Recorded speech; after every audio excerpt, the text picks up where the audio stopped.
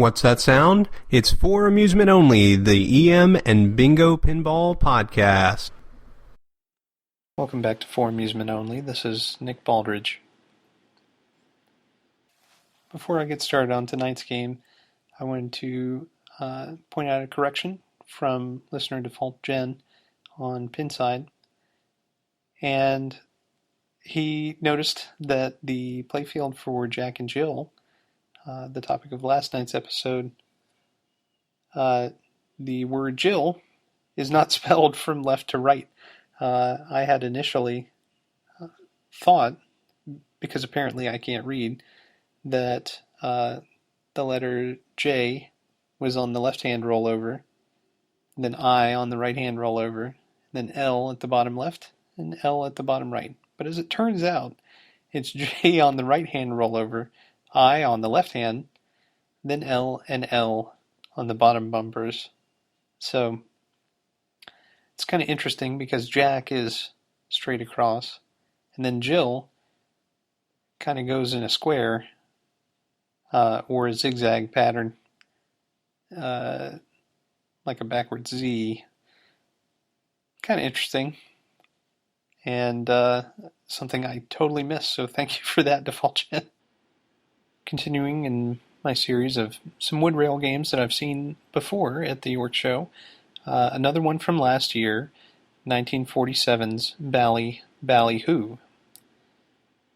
Now, they used the same name as the 1930s classic Bally game,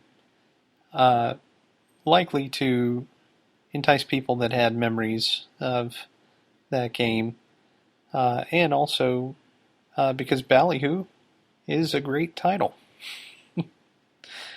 Who doesn't want to cause a ruckus? But this particular game has a burlesque type theme, or slightly less savory than that. But the main goal of this game is a little unusual for 1947. It's purely a score-driven affair. And what makes this game really interesting is the playfield layout. Up at the top, you have an entry which is, you have the ball arch, where the ball enters the playfield. On either side, the left and right, you have a passive bumper that you're likely to hit if you miss the skill shot. The skill shot is right in the center, and it's fairly easy to hit because you have two kind of flipper-shaped plastics which go out at an angle, and that's adjustable to make it more or less difficult. Once you go through this little skill area, there's a kickout hole. The kickout holes on the playfield, there are multiple, are arranged in a double diamond pattern. One diamond in the upper playfield and the second in the lower playfield. So if you land in this first top kickout hole, what it will do is kick to the right-hand side of the upper diamond.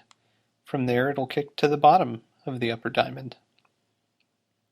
And from there is where it gets really interesting, because that bottom kickout hole that is on the upper diamond actually forms the upper kickout hole on the lower diamond.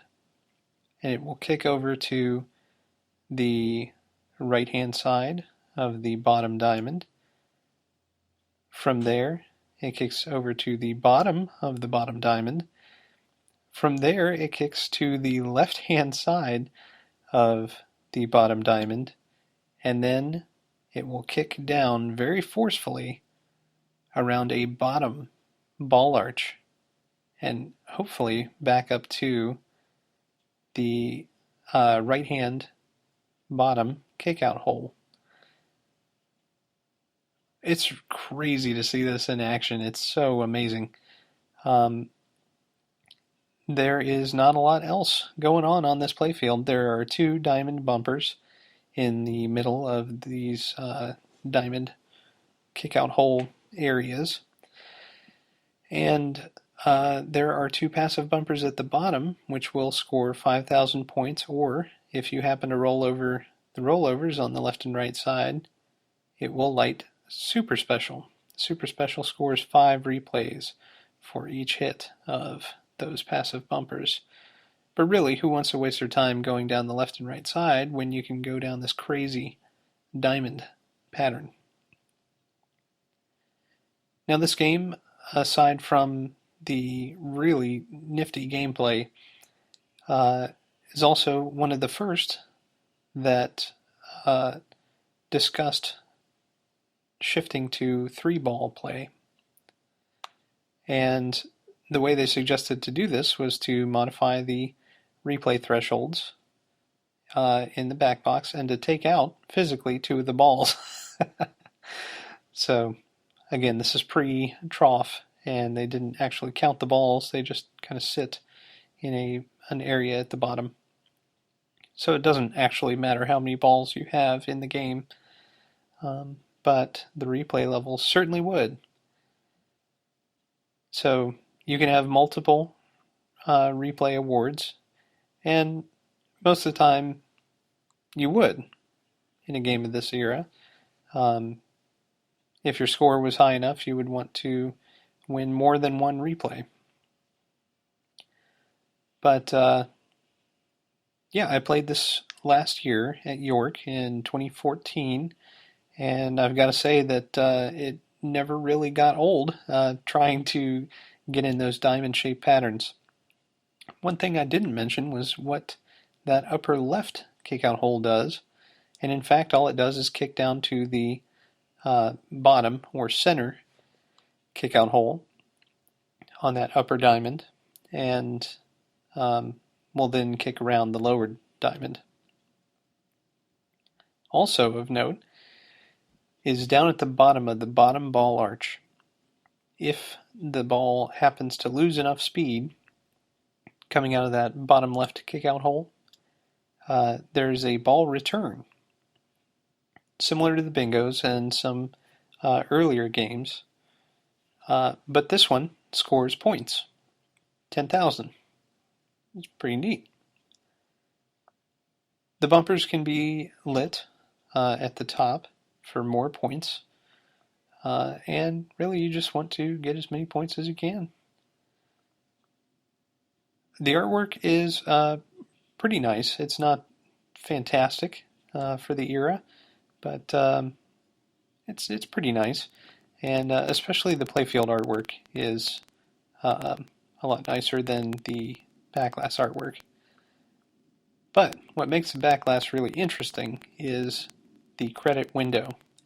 Instead of an actual window, this is just a white section that the projected credit unit will shine into.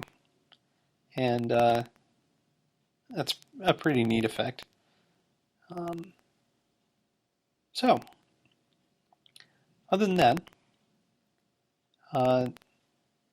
this game is definitely one I would play again if I had the opportunity, and I really had a lot of fun on it, despite it being kind of a 2 or 3 trick pony.